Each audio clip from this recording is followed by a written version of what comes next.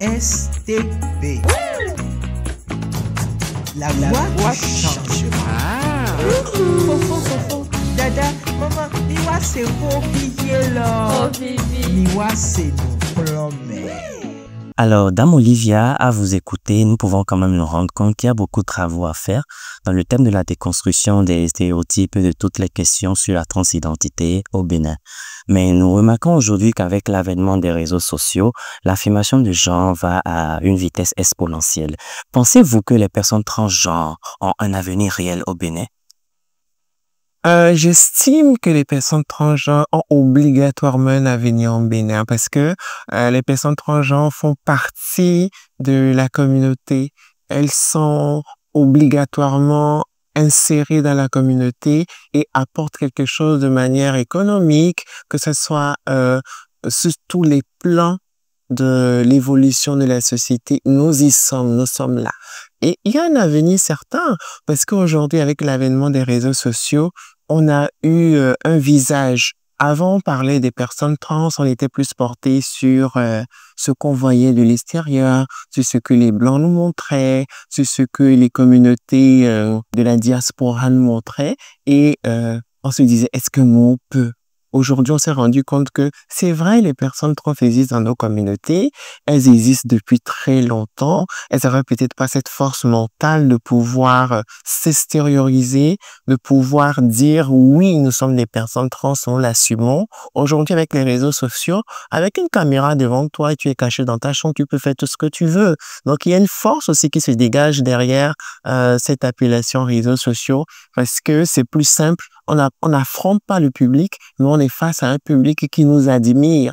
Et quand on dit nous admire, il peut y avoir des admirateurs, bien évidemment, mais il peut aussi avoir des détracteurs.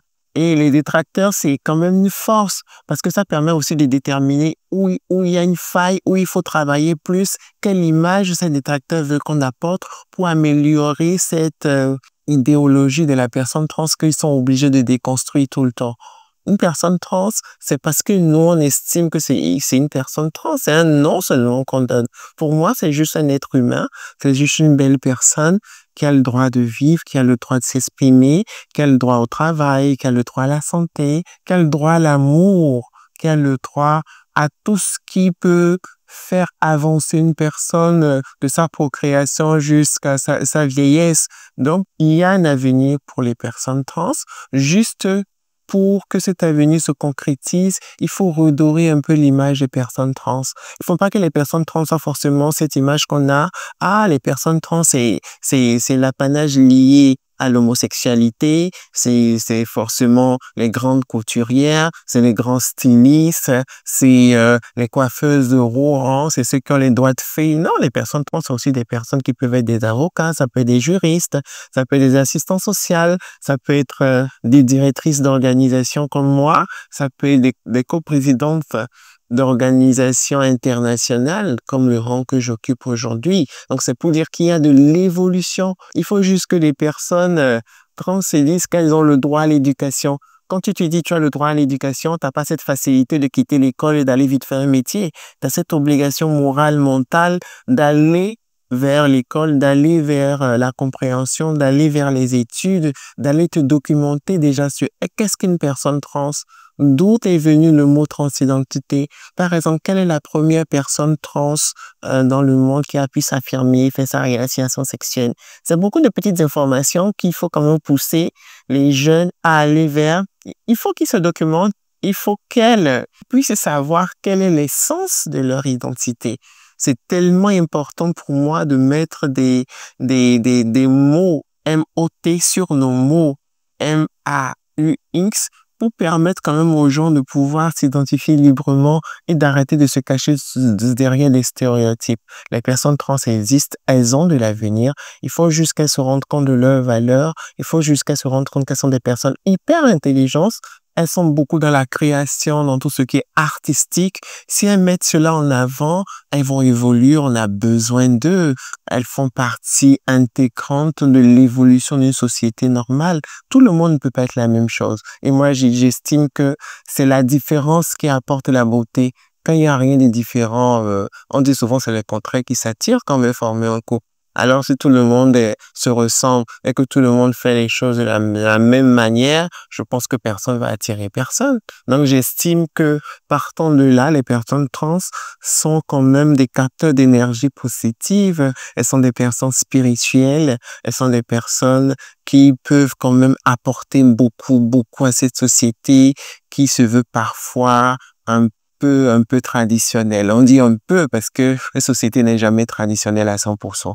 Il y a toujours des gens qui sont ouverts l'esprit. Il y a toujours des gens qui ont envie d'apprendre, qui ont envie de découvrir. Et pour moi, il y a beaucoup d'avenir pour les personnes trans. Et déjà, on voit les personnes trans qui s'affirment déjà beaucoup. Ça dérange plus parce que ça commence à rentrer dans nos mœurs. Ça commence pas à se faire accepter. Et on se dit, oui, c'est une belle personne, c'est une belle femme et ça s'arrête là. Ça, c'est pour les personnes trans qui s'affirment et qui ont une identité conforme à leur genre. Sinon, il y a aussi beaucoup de personnes trans qui n'ont pas une identité conforme, c'est-à-dire ceux qui ne s'affirment pas forcément physiquement, mais qui vivent leur identité en s'insérant, en s'impliquant et en apportant beaucoup pour cette société.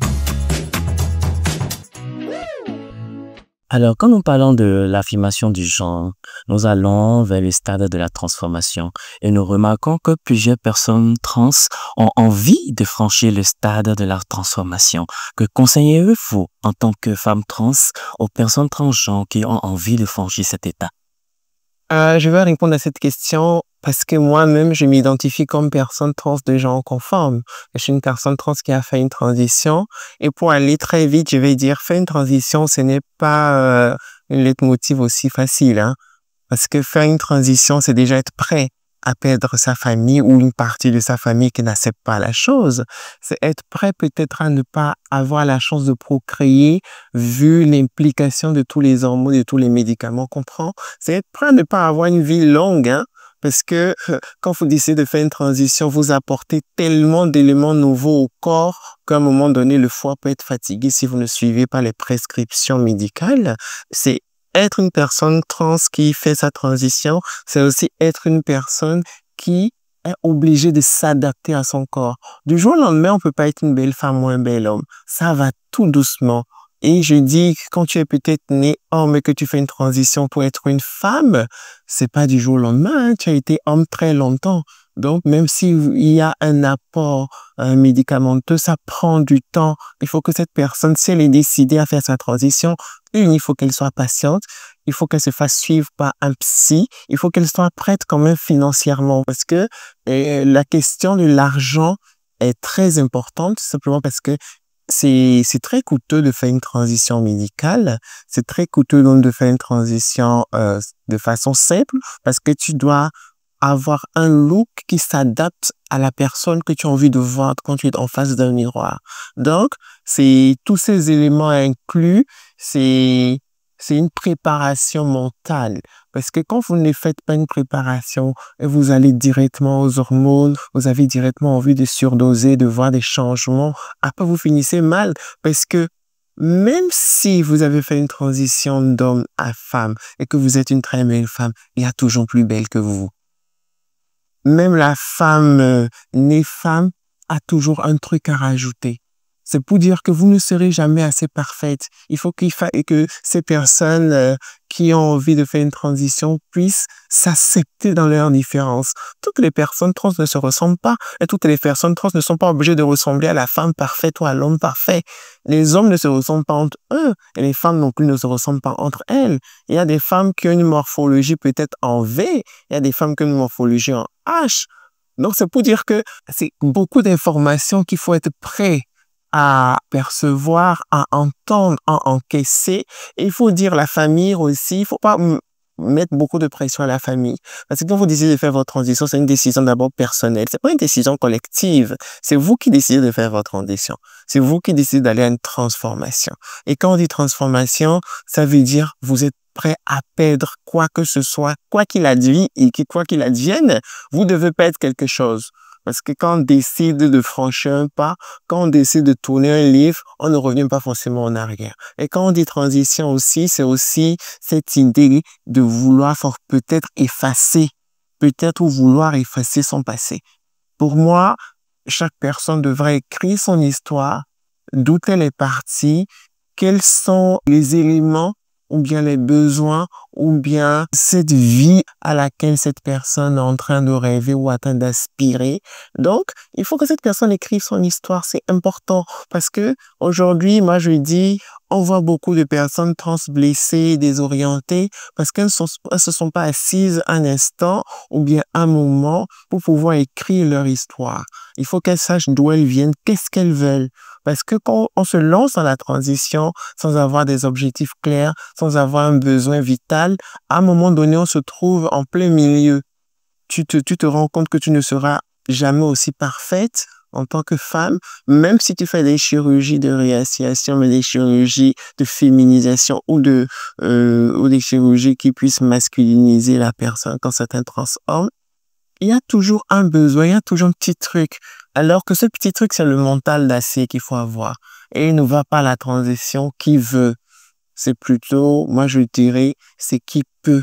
Qui peut de façon quand même assez financière, de façon mentale, de façon psychologique, de façon aussi, moi je dis, les amis aussi apportent un plus. Et pour ceux qui ont la chance d'avoir des conjoints ou des conjointes, ça donne un boost au bien-être. Et quand on dit transition, pour moi, c'est lié quand même à bien-être, c'est lié à la santé, c'est lié quand même à la psychologie de la personne. STB. La voix changera. Fofo, dada, maman, Niwa c'est beau billet là. Oh, Vivi. Niwa c'est nos promesses.